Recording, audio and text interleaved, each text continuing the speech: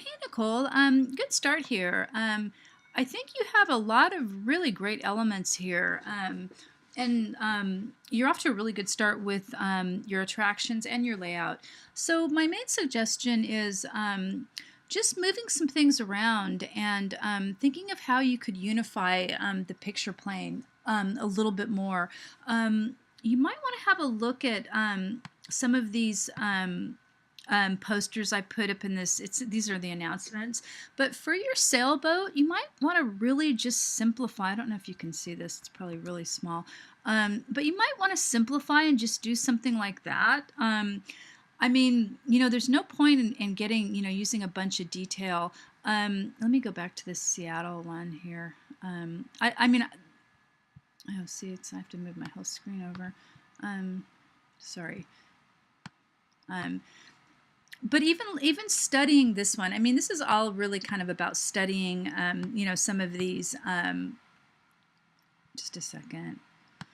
Studying some of what works in these posters and what doesn't work. But I was just going to show you this one and how they dealt with the Space Needle and the water. Just notice this kind of jagged line. And then note that Mount Rainier kind of has this kind of top to it. And I'm not saying to copy this, but that's why I post these. You can really learn from looking at work of other designers and even other students. And again, notice how they did the buildings, and note this. This is Mount Hood here in Portland, but notice how they did the mountains. Really small amount of color, and also note the difference in the scale. And if you want the trees in yours, if you want the trees to for example, if you want some of the to more depth, just make some of the trees bigger and don't have this hard edge horizon line here. If you take the tree, and you don't really need to do anything else with the trees, the design, but make some bigger, make some smaller, move them around the picture plane so they're not in this, they're not placed horizontally here. So it kind of means in Illustrator you might have to put some of them on top of this background. But again, note note in that last one, the small boat, because I mean, you just don't want this so big in the foreground. And be sure to fix the mountain, Mount Rainier, because it kind of does have you don't have to do a lot more detail. I would move the market over a little bit, so it's not right in the middle, and I would continue to work on the Space Needle and mostly positioning. That's mostly what you really need. Now you have all the elements, and I think they're really working well together. I would suggest more of a gradient in the sky, lighter down here, and you might want to, let me go back out to where that is. This computer, I guess I put it way down here. You might want to add a few little clouds or something. Here's another example of how they did the boat. Very simple. I mean, if you want to do a reflection, that really adds, but yeah, this gradient, see how it's lighter to darker at the top? That really works as well. I'm going to just show you something else here. Not that one. Oh, this one. Note the little bit of clouds. It's very subtle. And notice the light blue sky. It's not intense. You don't want to use big, bright, saturated colors for everything because they're just too strong. If you make the colors really strong, just the details don't stand out. So again, notice how they did the big city and then a small California. So again, just a good idea to just study these and just see how they dealt with the negative space. Let's go back to yours. So yeah, I would suggest a little bit more in the sky.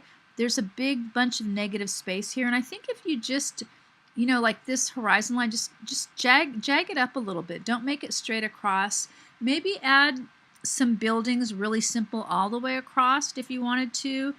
And just think of how, I mean, you could bring this, actually what I would do is bring all of this top part down so you don't have all the space here. And then you can probably just dot the trees in throughout. And again, if you make them some bigger and some smaller, and don't just place them so symmetrical and so evenly spaced. It's going to have a lot more variety. Probably move the city down a little bit, and this font works fine for the city name, but I would suggest just a very simple font for the tagline, because it's hard to read this font so small. And I would probably make the city, both of these, a little bit bigger. It's funny that you have more than you imagine, because I live in Seattle and it's so expensive now with Amazon.com. So it's kind of funny. I mean, you could kind of do a thing like that. I mean, rents are so high, I'm thinking of leaving. But definitely you could add something to do, with that if you wanted to, with more buildings.